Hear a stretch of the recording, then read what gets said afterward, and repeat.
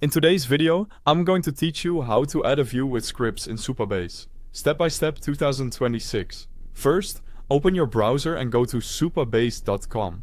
This is where we'll manage our project and write the SQL needed to create a database view. Make sure you're using a modern browser so the dashboard loads smoothly. Next, log into your Supabase account. You can sign in quickly using your usual authentication method, like a connected Git provider. Once you're in, you'll land on the main dashboard. On the home page, choose the organization that contains the project you want to work on.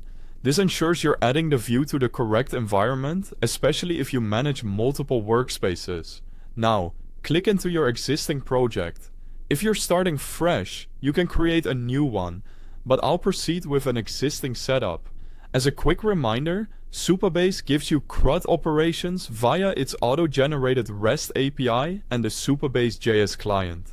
Views are especially handy on the read side because they let you shape and reuse complex select logic in a clean, secure way.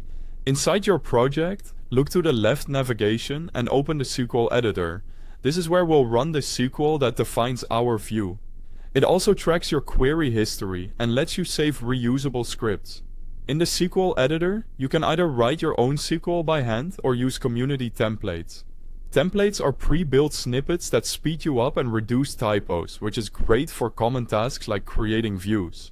To move faster, we'll use a template. Switch to the template section and browse for an Add View or Create View template. Open it, and you'll see a sample statement with placeholders for the view name, the source table or query, and the selected columns. Click the Add View template to load it into your SQL editor. Customize the placeholders. Give your view a clear, unique name, point it at the correct schema and table, and list only the columns you want exposed. If the template includes options like OR replace, use them thoughtfully. Replacing a view will update its definition, which is useful during development, but should be done carefully in production. When everything looks correct, click Save to store this script for later reuse. Finally, click Run on the right to execute the SQL and test it. Watch the results panel for success or error messages. If you get an error, double-check schema names, table names, and column spelling, including case sensitivity.